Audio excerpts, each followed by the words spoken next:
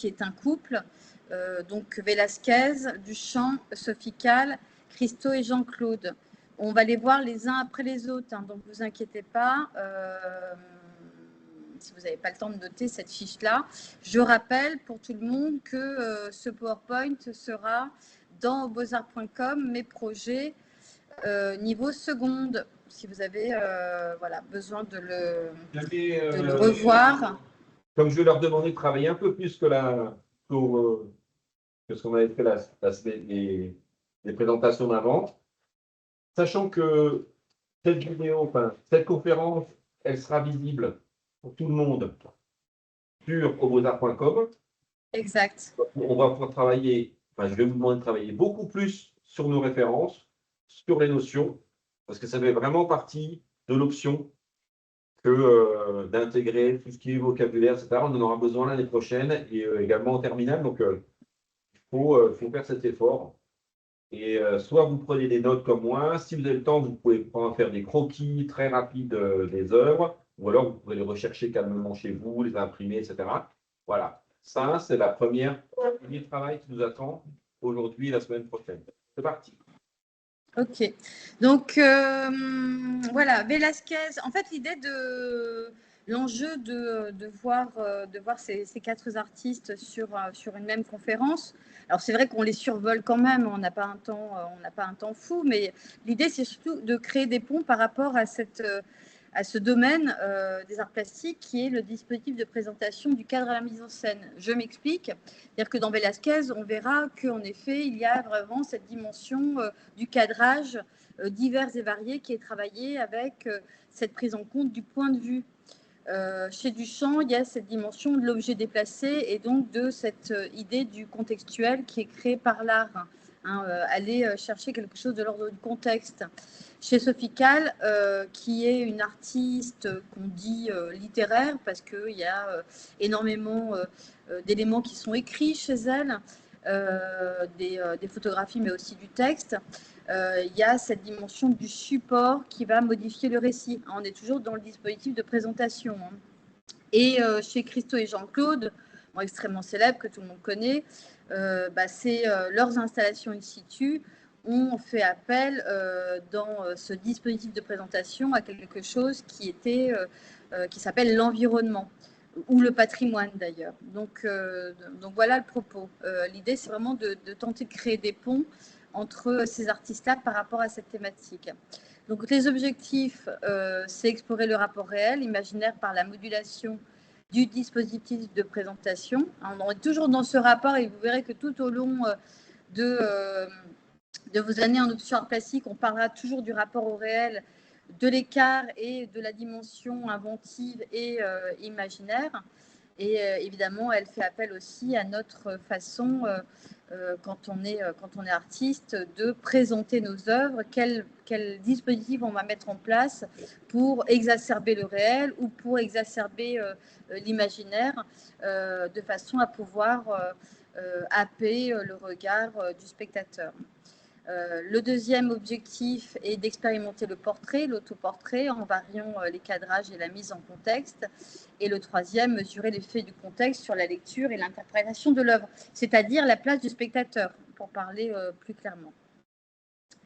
Les domaines qui font partie de l'option art plastique, exposés et questionnés, domaine 2 et domaine 3, donc qui font partie du référentiel en art plastique, je ne vais pas m'attarder dessus, et les notions clés, donc le cadre, à la limite visuelle de l'image ou du support, qui évidemment influence la perception. Quand on cadre, quand on met en place un cadre, on va générer des limites qui sont des limites visibles et qui vont en effet modifier l'œuvre en tant que telle, mais aussi modifier la vision, le point de vue du spectateur. On le sait aussi pour le format. Une œuvre qui est dans un format gigantesque va modifier complètement le rapport à l'œuvre du spectateur puisqu'il va être contraint de se déplacer, par exemple. Le support également, qui fait partie des notions que l'on peut explorer avec ces quatre artistes. Donc, ça peut être de la toile, du papier, la photographie, la projection. on sait évidemment que le médium utilisé va impacter l'interprétation. On le verra aussi avec ces 4 artistes-là, et notamment avec Christo et Jean-Claude, qui utilisent des toiles et du tissu pour impacter notamment différents monuments ou différents éléments du paysage. L'accrochage, la monstration. Monstration, on est vraiment dans l'idée de montrer comment on va mettre en place justement en tant qu'artiste tout ce dispositif pour faire en sorte que le message, ou en tout cas la dimension esthétique ou émotionnelle qu'on veut mettre en place à travers notre œuvre, notre création, notre projet, notre démarche, elle soit complètement explicite ou complètement comprise par le spectateur. Donc on va mettre en place des éléments, que ce soit un contexte, que ce soit une mise en scène, que ce soit l'exploration de la lumière, etc., que ce soit en extérieur d'ailleurs ou en intérieur. Donc le placement dans l'espace également, hein, la notion d'in situ, on crée sur place dans un endroit qui est déterminé, l'œuvre n'existe que à cet endroit-là. Évidemment, c'est la relation avec le spectateur. L'angle de vue, qui est très important aussi dans les notions clés en art plastique, quand on crée et quand on veut justement mettre en place une forme expressive qui va être efficace. Donc, le point de vue, qu'il soit frontal, c'est-à-dire en face, en plongée, en contre-plongée, en oblique. On sait, vous savez évidemment que selon le point de vue, on va pouvoir interpréter les choses différemment et ça va transmettre un message différent. Donc, hop, je passe, je vous les ai nommés, les 4 artistes. Les problématiques ou les questionnements qu'on peut faire à travers ces œuvres-là, ces artistes-là, comment le cadrage ou le support modifie-t-il le sens ou l'impact de l'œuvre? Je l'ai déjà un peu dit en vous expliquant les notions. Quel rôle joue le spectateur dans chaque dispositif? On pourrait même aller plus loin, c'est-à-dire est-ce que le spectateur a à chaque fois dans une œuvre un rôle? Est-ce que finalement il est toujours pris en compte par l'artiste? Point d'interrogation. L'œuvre semble-t-elle changer de personnalité selon son accrochage? Quel élément attire le regard en premier et pourquoi?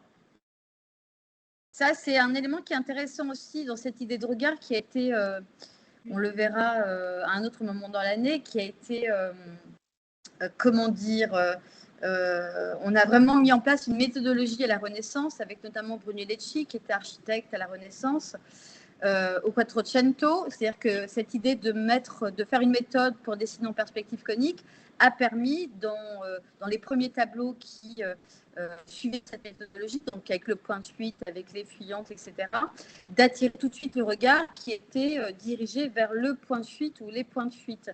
Donc ça, c'est quelque chose qui peut être vraiment, consciemment ou non, hein, qui va être vraiment travaillé et exploré par l'artiste. Et ensuite, évidemment, par les critiques d'art.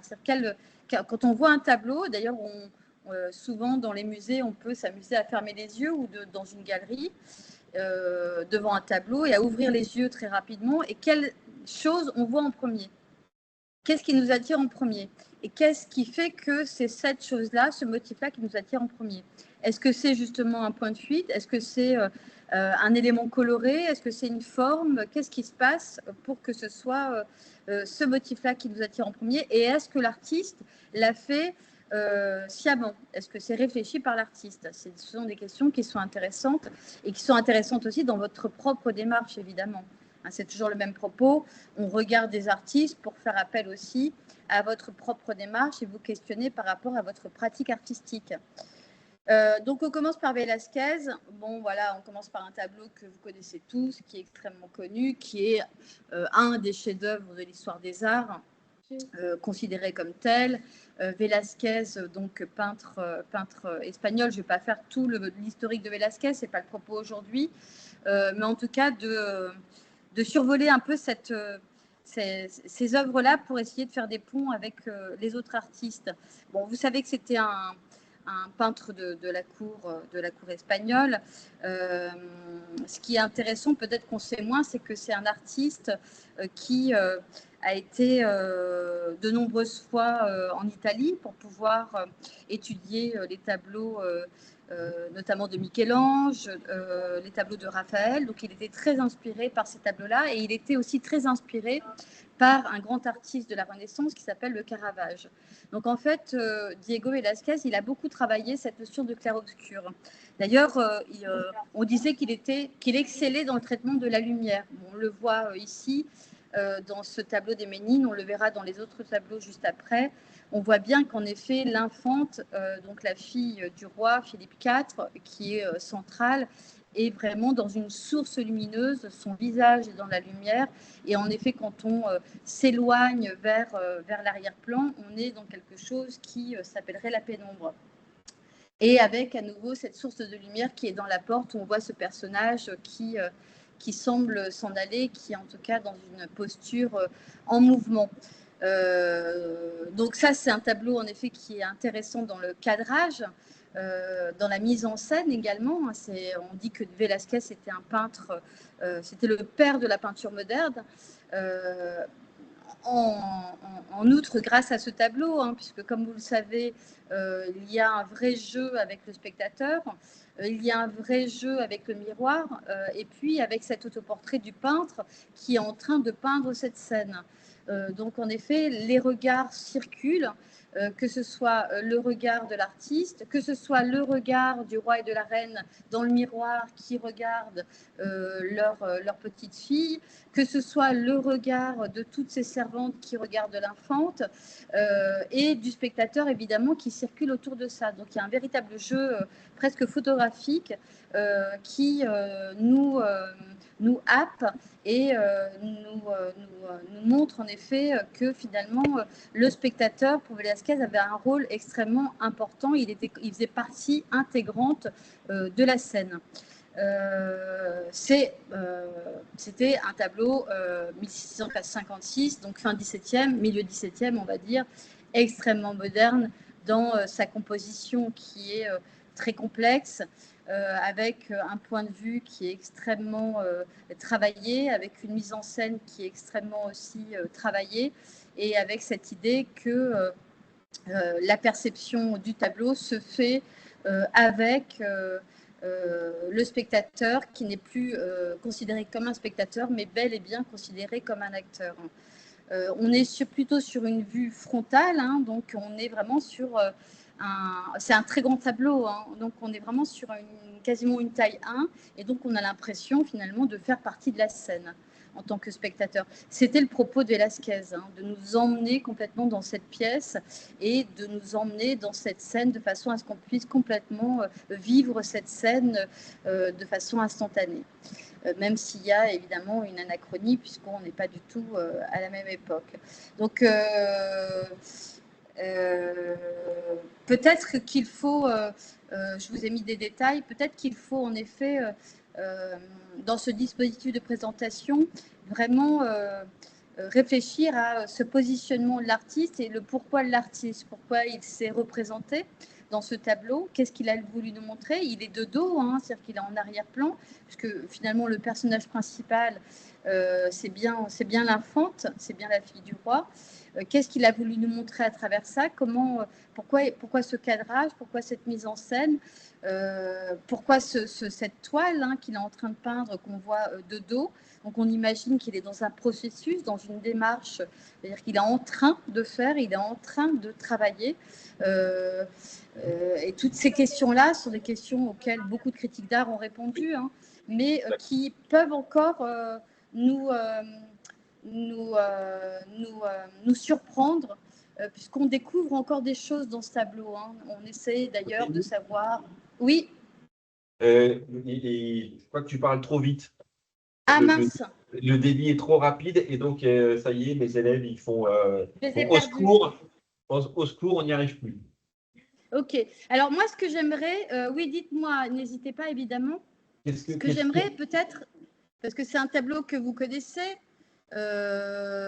c'est peut-être plutôt que parce que le document vous l'aurez, il y a une synthèse. Vous voyez, j'ai mis quand même une synthèse ici, donc vous pourrez la vérifier et la regarder. Et puis il y a de nombreuses vidéos sur ce tableau-là. Mais moi, ce qui m'intéresserait, c'est peut-être que vous utilisiez vos propres mots quand vous regardez un tableau comme celui-là, en justement vous interrogeant sur le point de vue.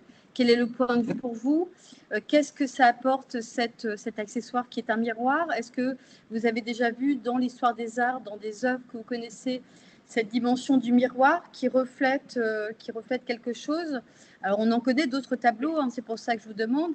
Peut-être que vous, en tant qu'individu, parce que chacun va avoir une sensibilité différente devant un tableau, commencez à vous-même analyser en mettant des petites choses, comme votre professeur vous a dit, peut-être en faisant un petit croquis, peut-être un petit croquis de la composition, c'est-à-dire tous ces personnages qui sont en premier plan, l'artiste qui est en deuxième plan, et puis en troisième plan, on a une religieuse avec un autre personnage, et puis on a cette porte qui nous fait, avec une source lumineuse qui est en arrière-plan. Peut-être essayez vous-même d'être dans cette analyse-là. Regardez si... comment est fait la pièce, est-ce que c'est une perspective conique par exemple? Donc commencez à vous questionner. Clair-obscur, on en a parlé, comment on traite le clair-obscur? Qu'est-ce qui fait qu'on arrive à identifier que c'est un clair-obscur? Pourquoi le châssis est apparent de ce tableau? C'est-à-dire que, écoutez-moi, enfin, peut-être que le propos, c'est pas de recopier exactement ce que je vous raconte. Je pense que vous allez trouver d'autres choses et vous allez aussi trouver vos propres mots pour pouvoir analyser cette œuvre-là et qui vous parleront plus, en fait. D'accord. On fait. Attends, donne-moi quelques secondes. Oui. Alors, justement, de ce que vous êtes un petit peu perdu, ça va très vite, vous n'êtes pas habitué. Est-ce que, par exemple, Rolina, toi, en regardant le tableau, qu'est-ce qui, ton œil, il accroche quoi?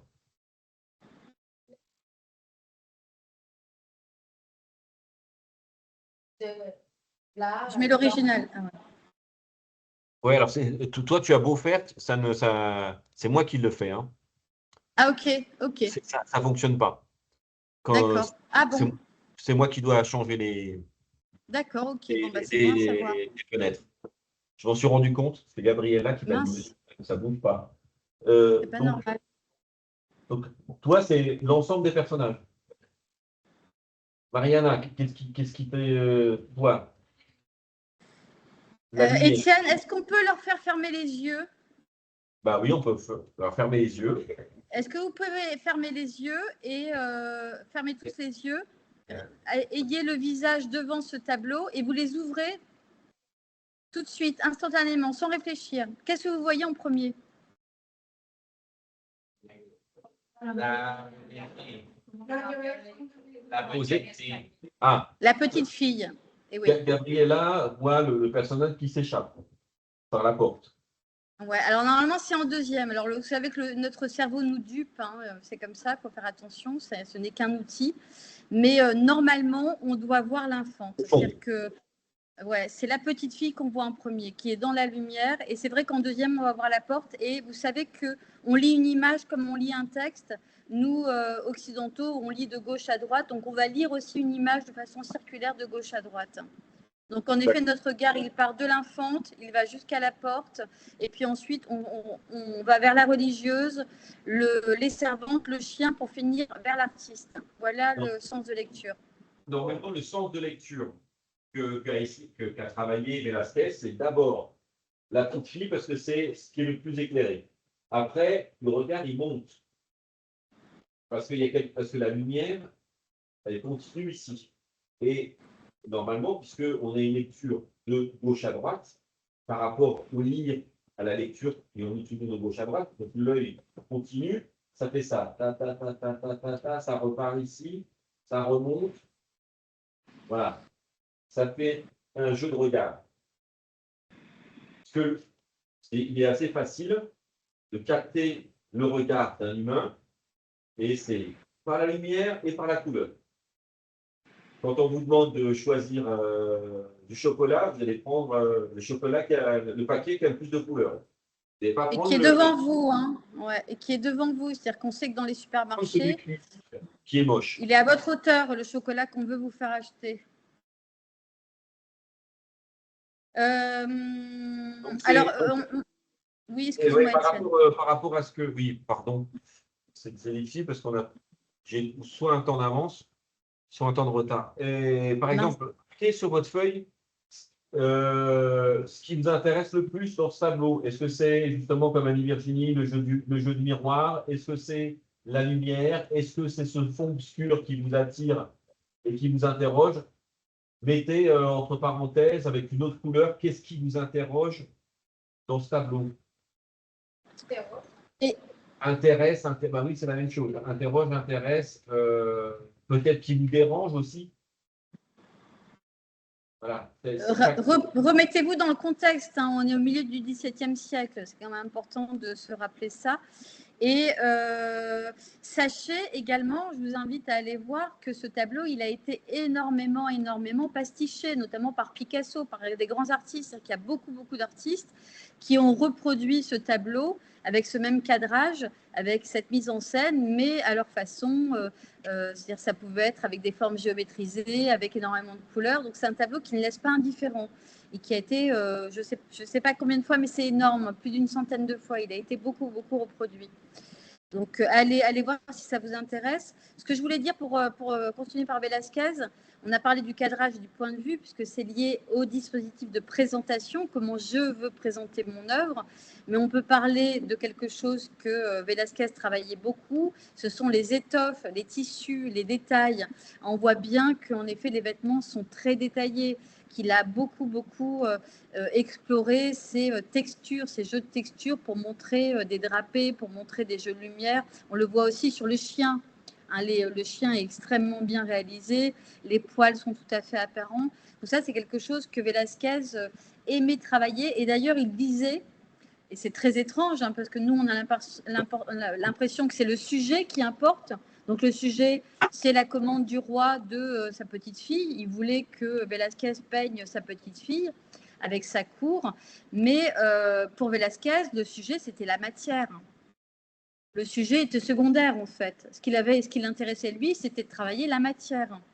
Donc, les étoffes, les tissus, ces jeux de miroirs, les reflets dans les miroirs, etc.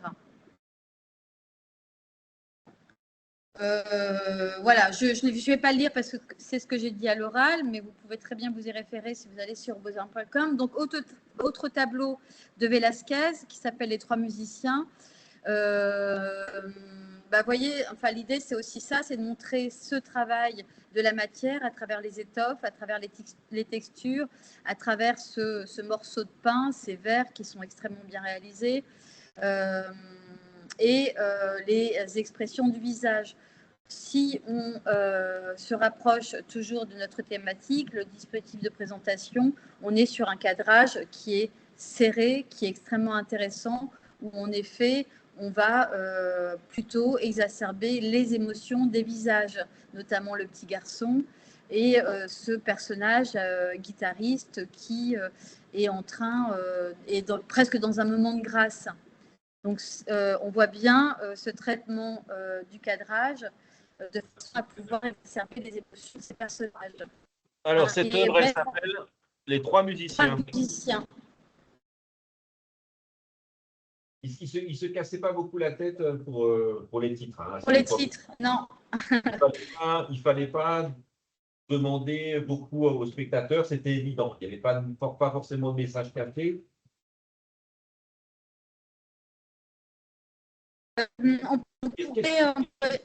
On pourrait aussi parler de la couleur, mais ce n'est pas le propos aujourd'hui. On est vraiment sur cette idée de point de vue de cadrage. Vous voyez qu'on est encore sur une vue frontale, vue de face, hein, de façon à finalement intégrer, nous, le spectateur, la scène. On est dans la scène. C'est un peu le travail de Velázquez. Oui. Alors, comme on a réveillé la curiosité de ces chers élèves, il y en a une qui me dit, monsieur, autant je comprends qu'il y a trois musiciens, mais alors le pain au milieu qui reçoit toute la source lumineuse, du coup, qu'est-ce que c'est? Qu'est-ce que ça vient faire là? En fait, on est sur une représentation qui va mêler ce qu'on appelle la nature morte. C'est-à-dire qu'on est sur une scène festive, hein, sur une mise en scène festive. Ce sont des musiciens, on suppose, amateurs. On est dans une scène intimiste, puisqu'on a cet enfant aussi qui est là, peut-être dans cette idée de transmission. Donc, on est dans le salon d'un de ces personnages. Et donc, cette scène intimiste amène en effet cette idée que on est aussi en train de festoyer, de partager un bout de pain, un verre de je ne sais quoi. Mais cette idée, c'était d'entrer dans cet espace intime, hein, d'aller dans cet espace qui fait partie de l'intimité, de laisser de permettre au spectateur, donc à nous, de rentrer dans cette scène, qui est une scène intime, qui est une scène chez quelqu'un, une scène personnelle. On n'est pas sur des musiciens professionnels, hein, on est plutôt sur une scène intimiste festive. Ah, comment est-ce qu'ils font, comment est-ce qu'il fait que le fond, il me donne l'impression qu'il est en 3D? Ben oui, mais ça, c'est justement, il n'aurait pas une bonne été, question. Il n'aurait pas été peint de la couronne s'il ne maîtrisait pas le trompe-l'œil. Ouais. Ça, c'est vraiment le.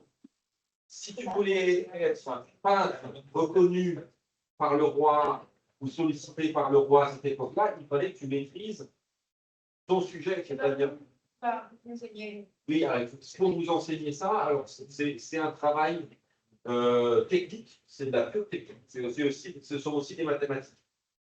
Voilà, il y a aussi tout un calcul mathématique. Il y a le travail des ombres, il y a le travail de la lumière, puisque on met en scène le premier plan de la lumière, et plus on cherche à créer une profondeur, et bien plus on va travailler cet élément qui est la lumière et l'ombre. Donc voilà, c'est une technique. Oui, tu as raison, Étienne. Il y a plusieurs éléments, en fait. Il faut savoir qu'au XVIIe, en effet, on avait déjà mis en place toute cette méthodologie de la perspective, donc de comment j'exprime la profondeur. À savoir qu'avant la Renaissance, on exprimait quand même la profondeur, mais pas de manière mathématique. Cette méthodologie mathématique, elle est apparue à la Renaissance, au début de la Renaissance, mais donc avec cette idée, vous faites ça en géométrie, c'est-à-dire qu'en géométrie, vous faites une perspective qu'on appelle cavalière, toutes les lignes sont parallèles les unes aux autres. En dessin, si on veut représenter le monde tel qu'il nous entoure, et parce qu'on a une vision conique, on doit faire appel à des points de fuite, donc à une perspective qu'on appelle conique, avec un point de fuite et des fuyantes. Donc l'idée, donc il y a ce premier élément pour montrer la profondeur. Il y a un deuxième élément qui est travaillé par plan. Au premier plan, j'ai l'enfant. Au deuxième plan, j'ai ce personnage de droite. Au troisième plan, j'ai ce guitariste qui est en état de grâce. À l'arrière-plan, j'ai un mur. J'ai bien l'angle du mur qui me montre que j'ai une pièce, en effet, avec deux pans de mur, qui me montre que je suis à l'intérieur d'une scène.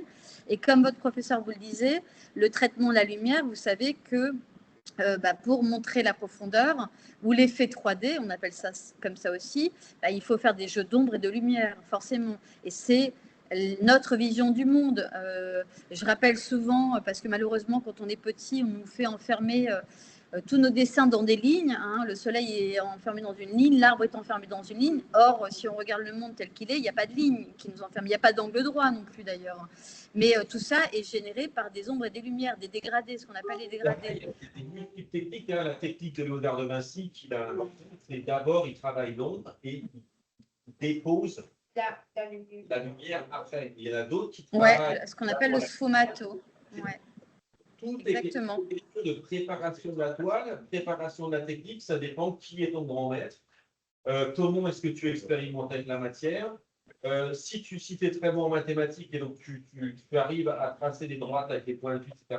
Sinon, tu utilises cette fameuse camera obscura de tricher et de trouver la bonne perspective. Il y a une quantité de choses et c'est un petit peu que la pièce. 20 minutes. Je maîtrise la lumière, je maîtrise la 3D, l'effet 3D, profondeur, etc.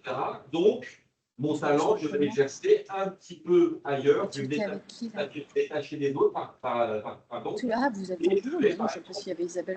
Et montrer mon savoir-faire dans l'étoffe, dans le tissu. Parce que c'est très difficile, hein, croyez-moi, dessiner du tissu, voilà. Et puis après, il y a le jeu aussi des visages, de l'acteur. On voit bien que lui, il chante, le petit, il sourit. Lui, le petit, là, il voit que tu le regardes, donc il te regarde, il te répond du regard. Les deux sont concentrés. Lui, il chante, l'autre le regarde pour l'accompagner au violon. Tu as un petit singe derrière pour nous rappeler que l'homme n'est pas forcément toujours très intelligent. Tu as l'idée de nature morte avec cette mise en scène du pain, du vin, du fromage. Voilà. Tout ça, je me rappelle, hein, à cette époque-là, il n'y avait pas de télé. Donc, quand on achetait un tableau, il était souvent caché derrière un tissu et on invitait Juliana, Mariana, Samuel. On prenait le café ensemble et la réunion, c'était qui arrive à déceler des choses, des éléments dans le tableau. Voilà. Alors, Oui, mais c'est intéressant en fait ce que tu dis, Étienne. Je mets un peu la vidéo et c'est intéressant aussi vos questionnements. Et en fait, ça démarre comme ça. On va pas reprendre toute l'histoire des arts aujourd'hui, mais petit à petit, on va vous apporter des éléments. Et en fait, en effet, cette expression, cette façon d'exprimer la profondeur, c'est quelque chose qui est vraiment intéressante et cette dimension à un moment donné de représenter la réalité telle qu'on la voit. C'est apparu début de la Renaissance et puis jusqu'au début 19e, c'est-à-dire avec Courbet, qui est un grand peintre réaliste français. Il y avait cette idée de peindre comme l'appareil photo est apparu début 19e, hein, donc on était encore dans ces peintures photographiques. Il fallait peindre avec le moins d'écart possible avec le modèle qu'on avait en face. Vous imaginez que Velázquez avait ces trois modèles en face de lui, hein, c'est pas imaginé, hein, donc il avait vraiment pris des modèles avec des instruments, etc. Et en fait, c'est intéressant de penser ça parce que, d'arriver à s'interroger parce que il y a plein de façons de montrer la profondeur. Vous savez que déjà, rien que le fait de mettre un nuage devant un soleil, je montre la profondeur. Si je superpose, je montre la profondeur de façon assez simple. Si je joue avec des tailles, devant, premier plan, mes arbres sont grands, deuxième plan, ils sont moins grands, troisième plan, ils sont de plus en plus petits, je montre de la profondeur. Donc, il y a plein d'éléments comme ça qui sont techniques et qui peuvent être mis en place, cumulés et qui vont permettre d'avoir des dessins de qualité. Et ce qui est intéressant, c'est que quand l'appareil photo, la photographie a été inventée début 19e et popularisée fin 19e, finalement, les artistes qui peignaient extrêmement bien, comme Velázquez, se sont dit finalement ce que la photo fait parfaitement.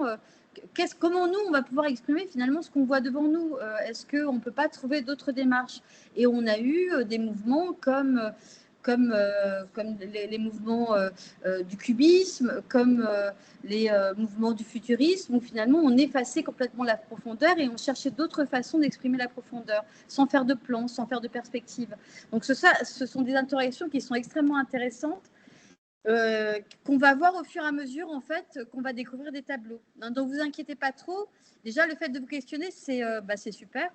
Et au fur et à mesure que vous allez découvrir les tableaux, vous allez commencer à mettre en place, à acquérir des notions et puis à vous situer, vous, en tant qu'artiste ou en tant que théoricien, dans l'histoire des arts. C'est un peu ça le propos. Autre œuvre de Velázquez, et après on va passer à un autre, sinon on va être... mais c'est bien, je préfère prendre du temps si vous posez des questions que pas. Vous voyez, on est vraiment dans un... Enfin voilà, Velázquez c'était un génie hein, en tant que peintre, génie dans le cadrage, génie dans les émotions, génie dans les textures. Vous voyez ces poissons qui sont peints, on retrouve à nouveau la nature morte, on retrouve cette idée de scène intimiste, hein, on est à l'intérieur de cette scène, on est chez ces gens-là, avec ce miroir-là qui est là et qui nous montre d'autres personnages. Il y a une scène dans une scène. Velázquez, il aimait beaucoup ça. Et dans cette idée aussi, finalement, de jouer avec le spectateur, de faire s'interroger le spectateur, de faire s'émouvoir le spectateur. Et donc, le dispositif de présentation, il a cette vertu-là aussi. Il a cette vertu de finalement ne pas laisser le spectateur passif, mais le rendre actif et le faire venir dans la scène, le faire venir dans le tableau. Donc ça, c'est quelque chose qui est intéressant et vous allez voir qu'avec les artistes qu'on qu'on va survoler juste après, il y a cette dimension-là aussi, de jouer avec le spectateur. Et je crois que si on doit retenir quelque chose aujourd'hui sur le dispositif de présentation, il y a vraiment cette idée-là que le spectateur, il fait partie intégrante de l'œuvre. Voilà, je passe là, c'est Velázquez, il a peint beaucoup de nains de la cour du roi.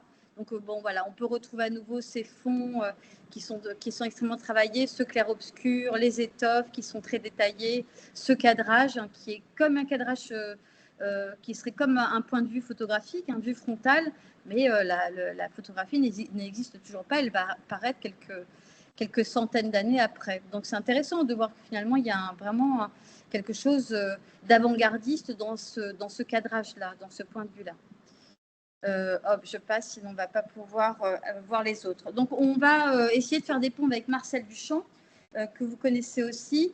Je voulais vous montrer une petite vidéo, mais je crois qu'on ne va pas le faire, parce que j'ai peur qu'on n'ait pas le temps après. Je ne sais pas ce que tu en penses, Étienne.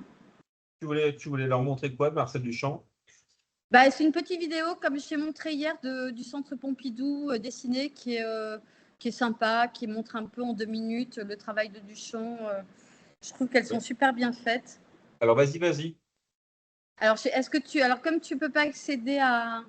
Est-ce que tu vois mon Qu'est-ce qu'il faut que je écran? vois? Alors, oui, mais je vais trouver ça où? Alors, attends, c'est Marcel Duchamp, Fontaine, Centre Pompidou. Je vais te donner le lien.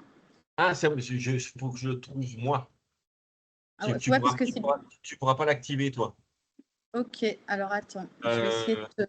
Non, mais je vais essayer de te l'envoyer par le chat.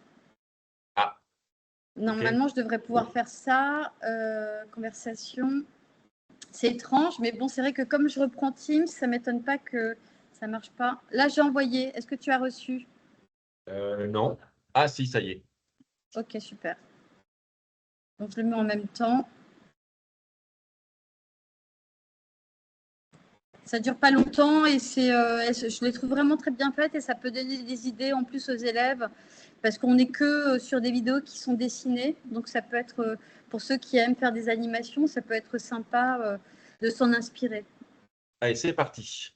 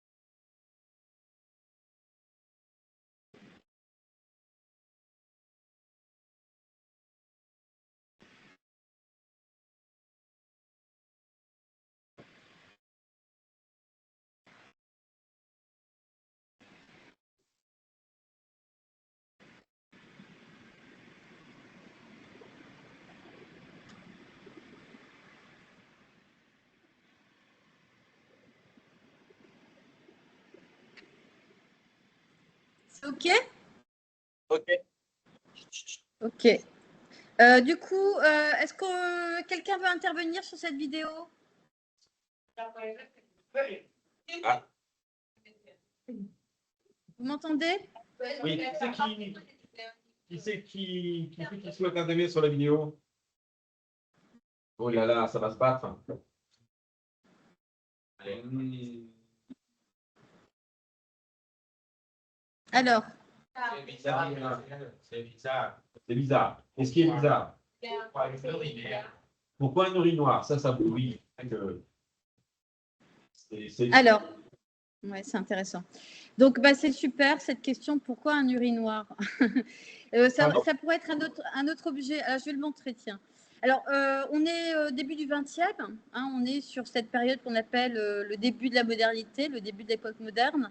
On est après les impressionnistes, après les fauvistes. Donc, on est sur cette période, j'en ai parlé un petit peu tout à l'heure rapidement, où finalement, les artistes, fin 19e, parce que la photographie existe, elle est popularisée, parce que le tube de peinture fait son apparition. Vous savez qu'avant, les peintres travaillaient dans leurs ateliers, dans la pénombre souvent. Et donc là, le tube de peinture fait que les artistes peuvent aller dehors, peuvent se rendre compte que finalement la lumière interagit sur les paysages. Donc il y a plein d'éléments comme ça qui vont faire que les représentations vont être différentes et les artistes vont commencer à s'intéresser plutôt à une peinture qui va être dans une dimension émotionnelle. Il y a ce phénomène-là, fin 19e, qui est un vrai moment de rupture dans l'histoire des arts. Et on va commencer finalement à de moins en moins s'intéresser au sujet. C'est-à-dire que quand Monet peint la cathédrale de Rouen le matin, le midi et le soir, parce que la lumière modifie l'architecture, et c'est ça qui l'intéresse.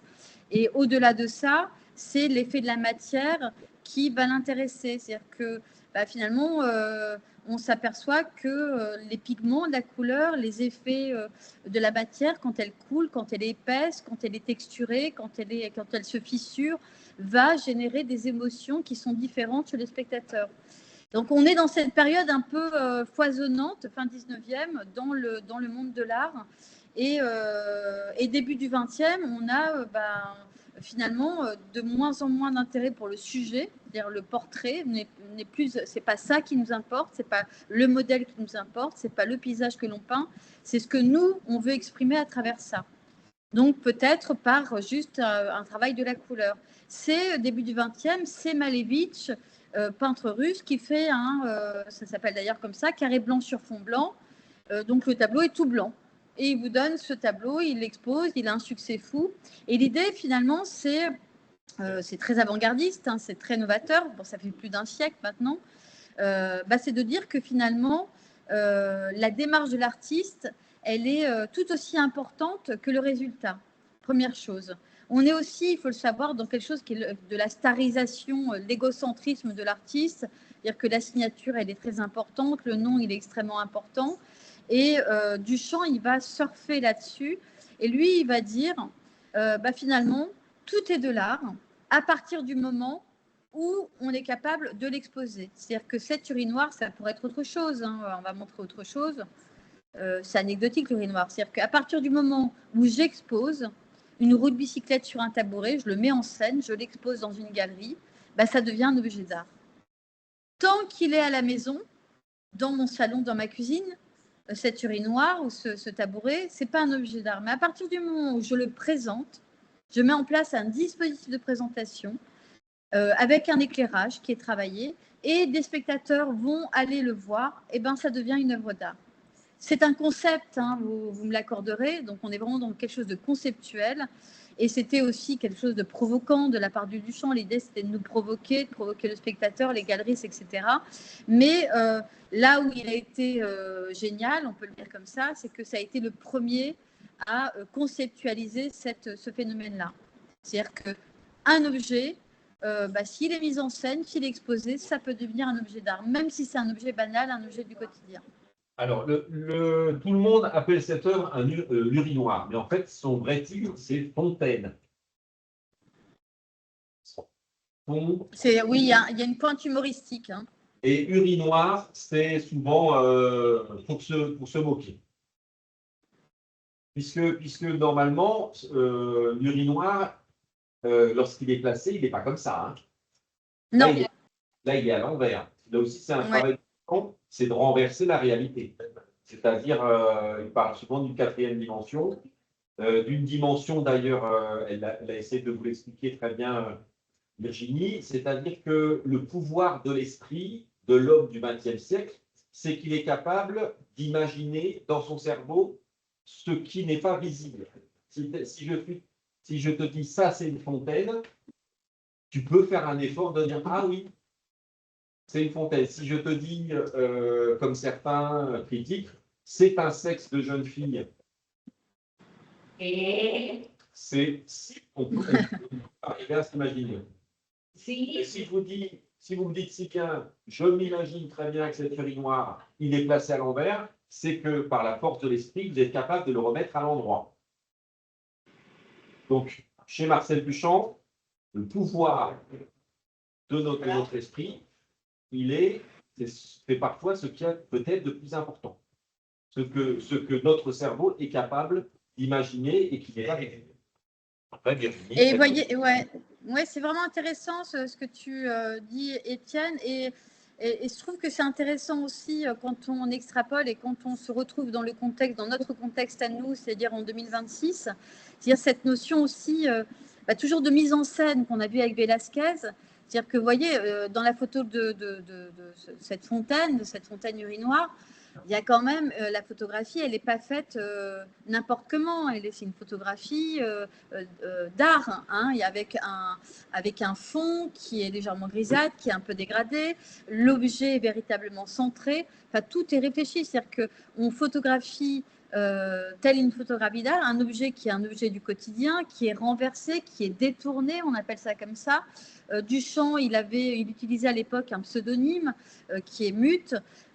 Et en fait, cette dimension de dire finalement, je prends un élément, on le voit dans les réseaux sociaux aussi, hein, c'est-à-dire que on se met en scène, on s'invente une vie qui n'est pas vraiment la nôtre, à base d'un cadrage, d'un contexte. On se met dans un contexte, on se photoshop, on se maquille, je ne sais quoi. Et puis, on s'invente une histoire, c'est narratif. Et puis, alors, on se dupe nous-mêmes, on dupe le spectateur, mais finalement, le cadre d'exposition, le dispositif de présentation va nous emmener complètement dans une autre scénographie. Et il y a aussi cette dimension-là, finalement, il y a quelque chose de l'ordre du détournement où on prend un élément et puis on le détourne, on en fait autre chose grâce au cadre d'exposition, grâce à la scénographie, grâce à ce qu'on va raconter derrière. Donc l'objet, c'est pas ça qui importe, en tout cas pour Duchamp, c'est vraiment le concept, cette idée de dire finalement, tout peut être de l'art. Ok, donc là, la roue de bicyclette, on est dans le même principe, hein, objet du quotidien qui est détourné, qui est exposé, qui est mis en scène, et qui, alors là, ce qui est intéressant, c'est qu'il y a un mouvement hein, dans cette roue de bicyclette. Lui-même, par exemple, on n'a jamais su si c'était vrai ou si c'était faux. Il disait que quand il faisait tourner la roue, pour lui, ça représentait un feu de cheminée. Ah, je ne savais pas. Alors il avait beaucoup d'imagination. Hein. Alors, oui, mais pour lui, c'est-à-dire qu'elle était inerte. Si tu lançais pas la roue, finalement, tu n'étais pas le bon spectateur. Oui, parce qu'en fait, l'idée, c'était d'interagir avec cette œuvre-là, quoi. Ce qui est intéressant aussi, c'est que ça va amener beaucoup d'artistes au XXe siècle, donc de sculpteurs, qui vont amener cette dimension cinétique, c'est-à-dire cette dimension du mouvement dans les œuvres d'art. Hein, les œuvres d'art étaient statiques, n'étaient pas en mouvement. Celui qui se déplaçait, c'était le spectateur, quand on parlait d'une sculpture notamment. Mais les sculptures vont commencer à se mouvoir, notamment avec Jean Tinguely, avec des moteurs, des petits moteurs. Elles vont commencer à faire du bruit, elles vont commencer véritablement à s'animer, à prendre vie. Et même chose, Duchamp, il était assez avant-gardiste dans ce phénomène-là, puisqu'il a commencé, lui, à montrer une œuvre, en effet, qui pouvait... Alors, elle n'était pas autonome, dans le fait de se mouvoir, parce que le spectateur devait interagir, mais il y avait déjà cette dimension que l'œuvre pouvait prendre vie, pouvait s'animer. Alors, animé qui vient d'âme, hein, vous le savez, dans les racines latines. Donc, c'est intéressant de voir que finalement, il y a cette dimension aussi d'imurge de créateur, de donner vie à notre propre création. Donc, il y a quelque chose d'extrêmement intéressant dans cette simplicité absolue, hein, parce qu'un tabouret et une roue de bicyclette, on ne peut pas faire plus simple. Mais voilà, c'est le concept qui me semble intéressant et qui était intéressant pour Duchamp. On regarde, parce que je pense que ces œuvres-là aussi vont vous parler. Elles font référence en plus à des œuvres qu'on regarde beaucoup en art plastique qui nous permettent de comprendre le mouvement, dont Muybridge, avec son cheval au galop, que vous avez peut-être déjà vu. Donc on a Duchamp, l'artiste qui descend un escalier, mais alors il appelle ça autoportrait d'ailleurs, mais le mouvement est saccadé, hein, est fragmenté, on pourrait dire, pour vraiment analyser ce phénomène-là. Oui, quelqu'un parle? Non, Mariana. Non, c'était pas une question. Et alors c'est hyper intéressant, hein, de voir ce mouvement parce que en fait, ce personnage n'est plus un seul personnage, il devient une masse de personnages, il devient comme une forme informe dans un mouvement qui est un mouvement continu. Donc c'est vraiment quelque chose qui est intéressant, notamment dans la dimension picturale. Ce que je disais au préalable, la dimension statique, on n'est plus dans une œuvre statique, on est dans une œuvre en mouvement, alors dans un mouvement figuré, mais quand même un véritable mouvement. On a cette peinture qui s'en inspire, toujours de Duchamp. Cette fois-ci, c'est un nu descendant l'escalier, mais vous voyez qu'on est vraiment dans ce moment de rupture dans l'histoire des arts, avec cet écart avec le référent, le modèle, c'est-à-dire que ce n'est plus le sujet, même s'il avait le sujet devant lui, ce nu descendant l'escalier. D'ailleurs, on peut retrouver les photographies, mais on a des formes comme ça qui sont imbriquées, qui sont un peu géométrisées, qui sont dans des nuances d'ocre, de jaune, d'orangé, et qui vont créer comme ça une composition presque abstraite, hein. Donc c'est ce moment de rupture qui me semble intéressant, et ce dispositif de présentation, c'est-à-dire aller chercher finalement toujours des référents, des modèles existants pour en faire complètement autre chose.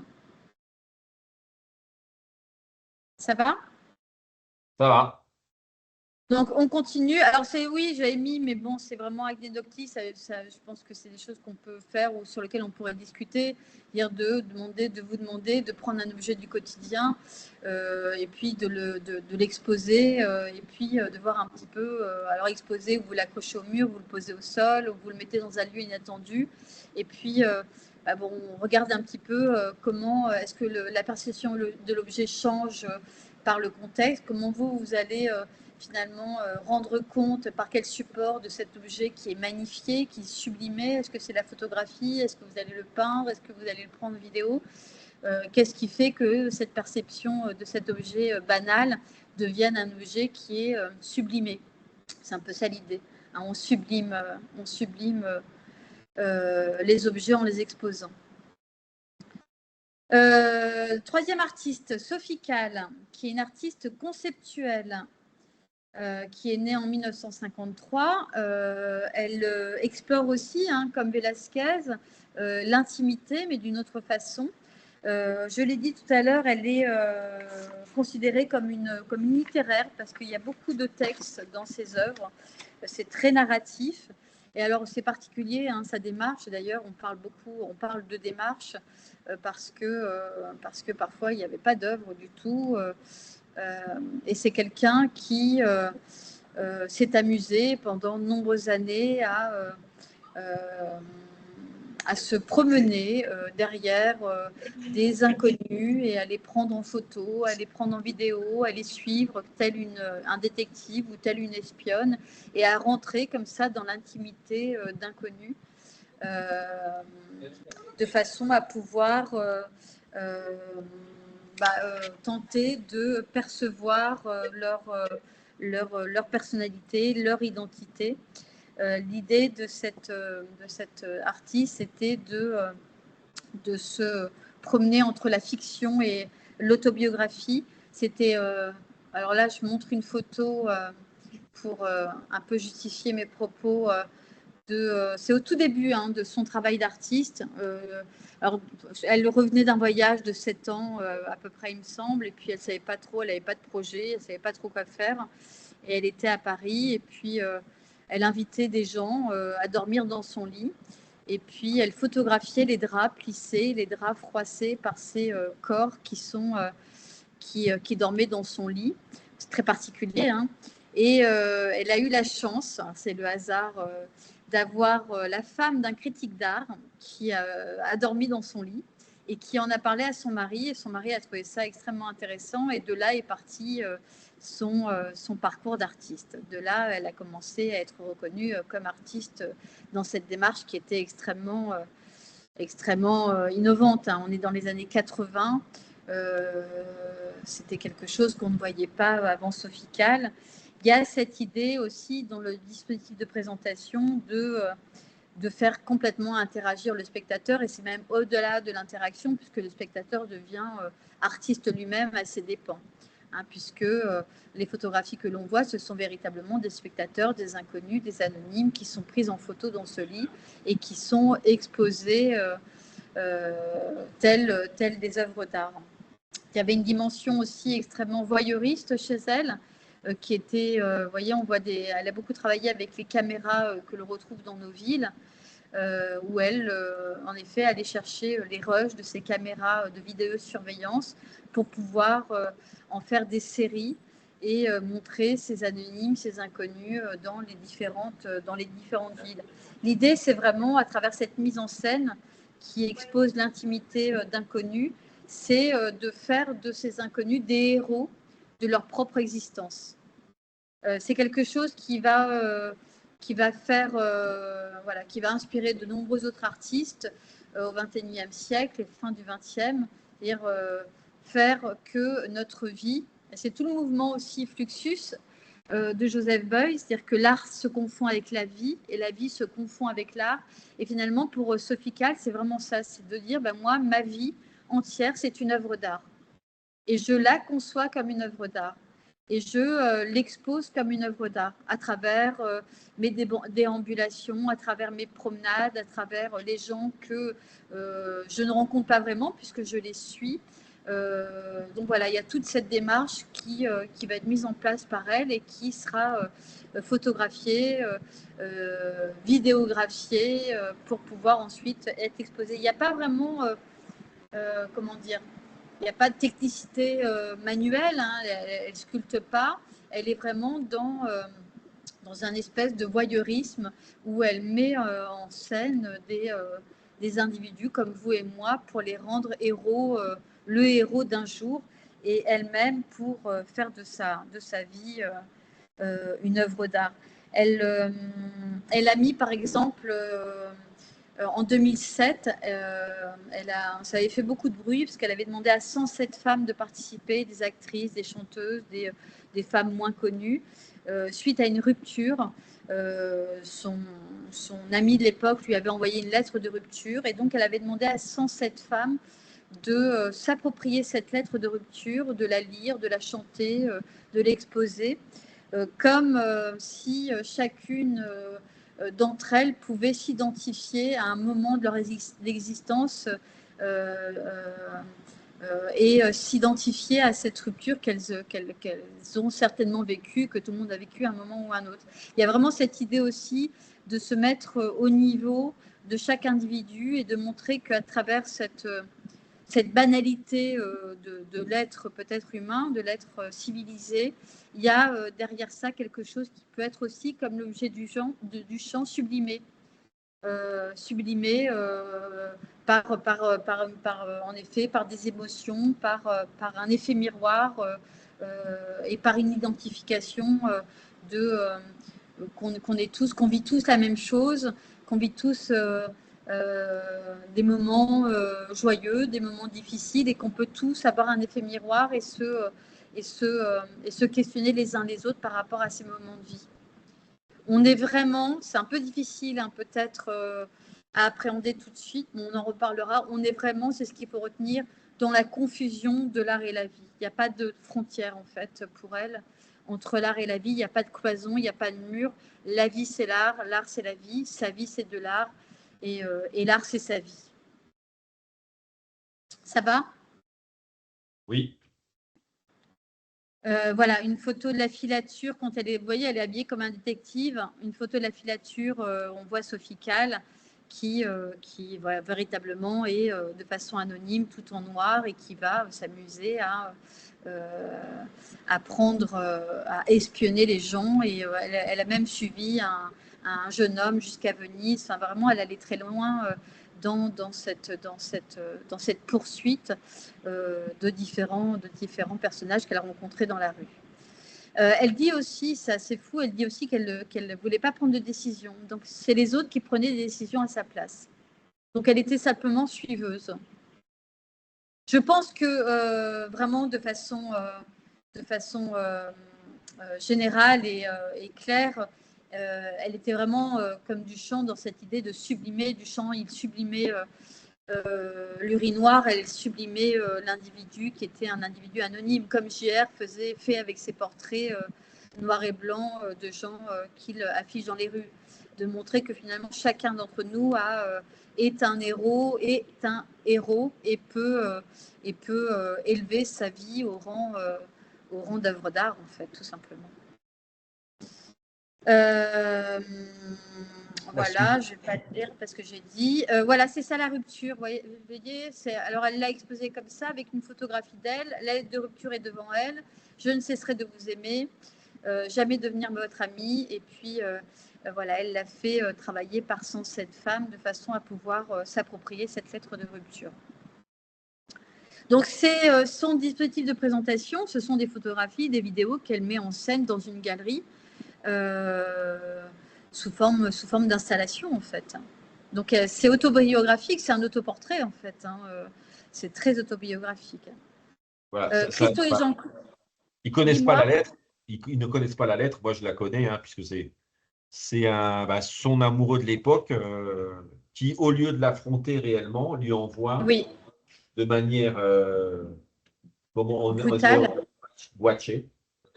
Il envoie un message simplement en disant voilà, c'est fini. C'est toute la lâcheté humaine. Je ne suis pas capable de te le dire, de te regarder dans les yeux, de venir te voir pour dire que c'est fini. Tel un lâche, je t'envoie simplement un message en disant voilà, notre relation est terminée, débrouille-toi avec ça, salut. C'est très violent. Ça laisse les filles avec les yeux écarquillés, mais. On sait que malheureusement, ça se fait. Régulièrement. Ça se fait par bah oui, ça se fait par texto. C'est terrible, mais en effet, c'est quelque chose sur lequel il faut lutter parce que finalement, ça fait partie. J'allais dire, c'est pas grave. Ce qui est grave, en effet, c'est la violence du dispositif, en fait. Mais quand on est respectueux de la personne qui, pour une raison ou une autre, qu'on peut justifier, qu'on peut expliquer, on a envie de suivre son chemin et pas forcément de rester avec telle ou telle personne, ça peut s'expliciter, ça peut se comprendre dans le respect de chacun. Et mettre les mots, c'est important. Et c'est vrai que malheureusement, on sait que beaucoup de gens n'ont pas le courage d'affronter le regard de l'autre et de lui expliquer, alors que ça fait partie de la vie. Ce qui ne fait pas partie de la vie, c'est de ne pas se respecter. Il faut absolument se respecter et toujours avoir cette dimension humaine entre nous. Et normalement, ça peut être douloureux, mais ça l'est moins. Forcément. Donc, 4e artiste, Christo et Jeanne-Claude, qui, donc on pourrait appeler ça un collectif, c'est un couple. Alors, ils sont décédés, tous les deux. Alors, on connaît ces œuvres parce qu'elles ont été très médiatisées. Ce sont deux artistes. Alors, c'était Jean-Claude qui avait fait une école d'art. Christo, elle était plutôt... ils travaillaient tous les deux, mais c'est vrai que Jean-Claude était un grand dessinateur. Normalement, j'en ai mis après. Donc, eux, leur idée, c'était de faire des œuvres éphémères. Leur dispositif de présentation était contextuel, puisque c'était à partir d'un paysage ou d'un monument, donc une intervention in situ. Mais il y a quand même un lien important avec la peinture, avec le dessin, avec la maquette, avec ce que j'appellerais l'art académique. On le verra dans les projets. D'ailleurs, c'est grâce aux projets qui pouvaient durer des années à travers. Alors, on va voir si j'ai bien fait mon travail. Si on voit des dessins. Voilà, non, on ne voit pas vraiment de dessins. On en mettra pour la prochaine fois. Mais il y a des très beaux dessins de Jeanne-Claude et Christo. Là, on le voit avec des rouleaux sur la photo. Donc, les œuvres peuvent durer, les projets peuvent durer des années. Et ce qui leur permet de faire ensuite leur projet d'empaquetage de différents monuments. Notamment, on voit ici le hashtag à Berlin. C'est la vente de ces projets, de ces dessins qui leur permettent ensuite de pouvoir financer ces œuvres qui sont gigantesques. Donc, l'éphémérité, c'est quelque chose d'important. D'ailleurs, ils le prônaient tous les deux, que leurs œuvres ne pouvaient pas se posséder, qu'elles étaient vouées à disparaître, et c'est ça qui les intéressait.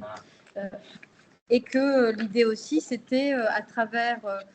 c'est ce que tu disais, Étienne, que j'aimais bien aussi. Et moi, c'est une thématique que je travaille beaucoup dans mes recherches. Cette notion de visibilité et d'invisibilité, c'est extrêmement intéressant de voir que ces artistes, pour rendre visibles des monuments, des paysages, ils les ont invisibilisés avec un pactage. Pour les rendre visibles, il a fallu qu'ils les rendent invisibles.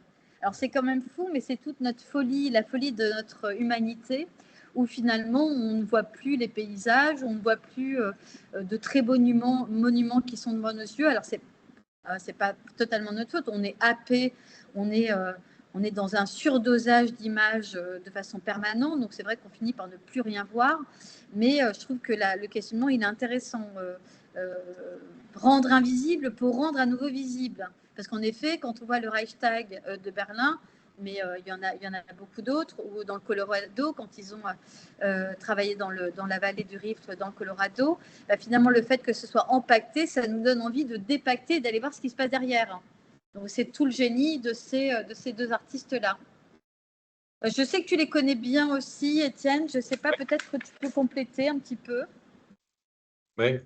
Moi, je connais pas mal. Eux, ils n'ont pas travaillé avec JR, mais le prochain projet qui sera d'actualité, qui leur rend hommage, c'est le fameux Emballer le Pont-Neuf. Oui. Donc, il y a tout ce travail de faire cacher-montrer. C'est un autre concept artistique que souvent je travaille avec mes élèves.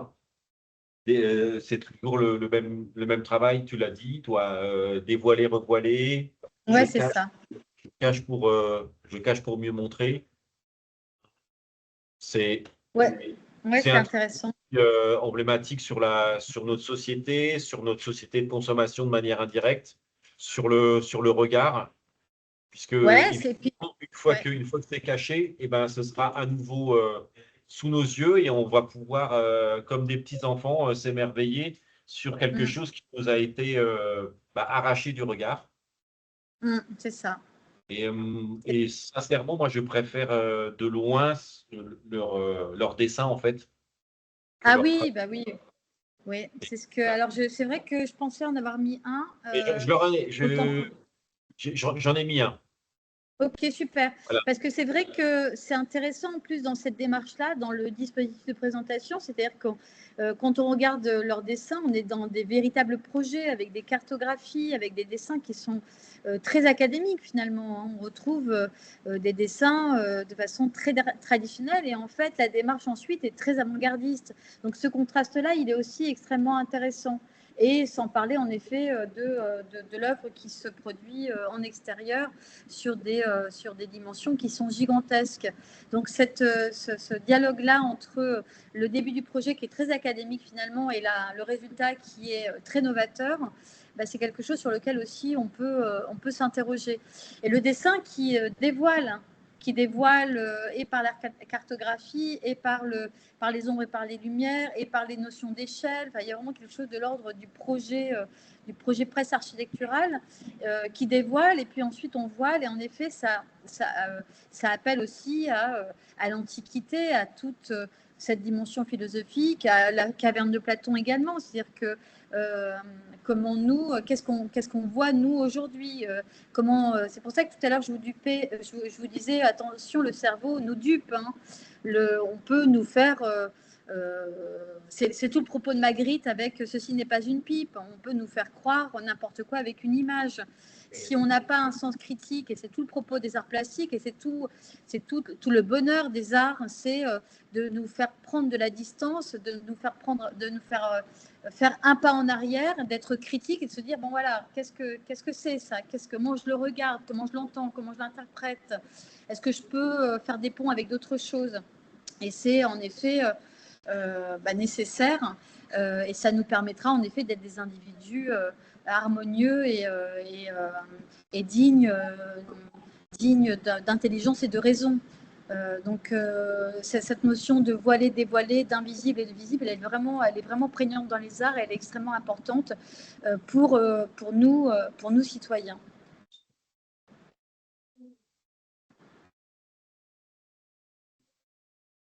Alors, je sais pas si surtout aujourd'hui avec l'IA. Moi, je m'amuse un peu avec l'IA et à faire des vidéos. Alors, je suis aux prémices, mais c'est bluffant. C'est un outil qui est bluffant, et c'est vrai que on est vraiment sur des images qui sont complètement fausses et qui nous donnent une dimension de véracité. Donc vraiment, on est aussi aujourd'hui dans un moment de bascule qui est extrêmement intéressant. Oui. Inquiétant, mais intéressant. Oui, il faut le dire vite. Oui. Est-ce que vous avez des questions? Non. Non. Alors, donc je mets tout dans mes projets niveau seconde. N'hésitez pas, sur le dispositif de présentation dans beaux-arts.com, il y a un domaine dans la représentation, et il y a tout un chapitre sur le dispositif de représentation et de présentation. Donc, vous pouvez aussi aller voir d'autres œuvres pour pouvoir vous en inspirer et les comparer. Et voilà. Et puis, j'attends que vous travailliez un petit peu sur cette dimension-là, et j'ai hâte de voir vos productions artistiques. Oui. Je ne sais pas ce qu'ils vont faire, mais. Mais des super choses, j'en suis sûre. Ah oui, j'espère bien qu'ils vont. Oui, ils disent oui. Ouais. J'en suis sûre.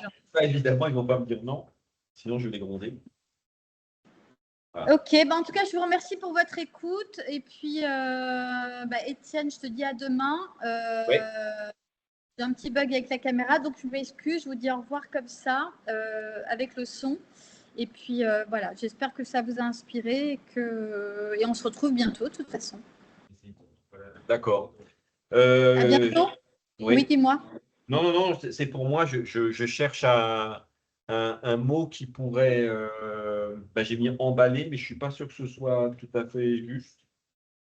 Moi, j'avais fait. Alors, j'ai fait une conclusion quand même. Hein. Ouais. Ces 4 artistes montrent que la manière de présenter une œuvre, donc entre parenthèses, cadre, accrochage, support, contexte, influence autant que l'œuvre elle-même. C'est un peu le propos d'aujourd'hui. Ouais. Et il y a un petit tableau, si tu as accès au document, donc qui rappelle Velázquez intègre le spectateur et joue avec le regard. Duchamp explore le contexte et transforme le banal en art. Sophie Calle explore l'espace et le récit qui modifie la perception. Et Christo et Jean-Claude travaillent sur l'environnement qui devient partie intégrante de l'œuvre. C'est le petit tableau comparatif ou c'est encore autre chose? Ouais, c'est le petit tableau tout à la fin. D'accord, oui, j'avais compris, donc je suis revenu. Non, en fait, il est en deux. Oui, La deuxième.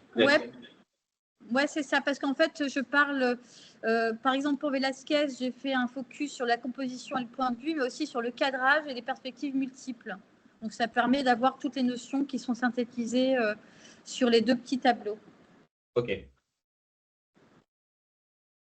Je ne sais pas voilà, si. Voilà. ont compris l'enjeu d'aujourd'hui, le cadrage.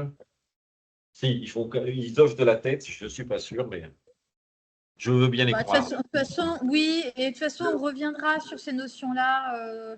Voilà, on reviendra, on complexifiera. Alors, je ne sais pas comment je vais capturer l'écran. Ça,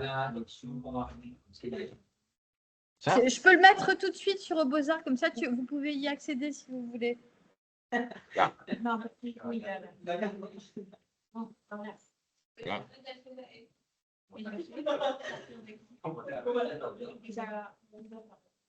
Capture d'écran, non, j'ai pas ça.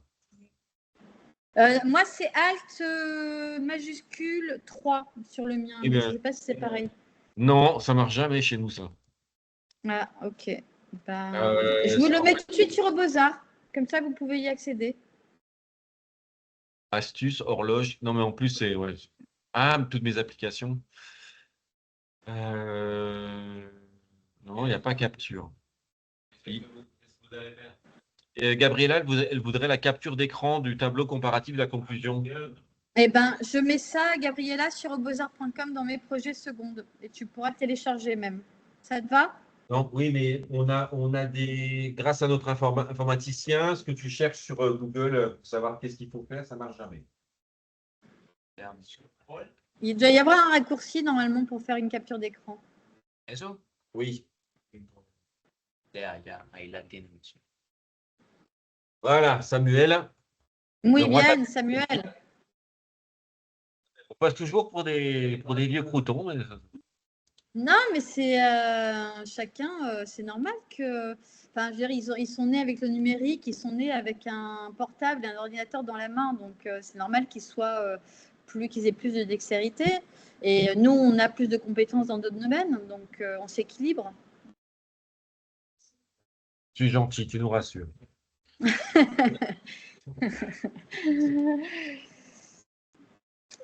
Voilà.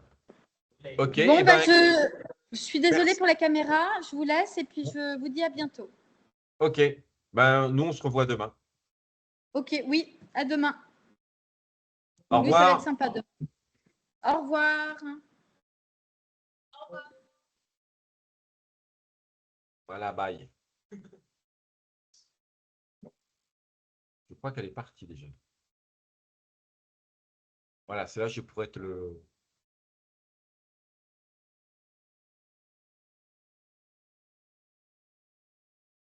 Alors maintenant, si vous voulez faire une pause, oui, vous pouvez faire une pause.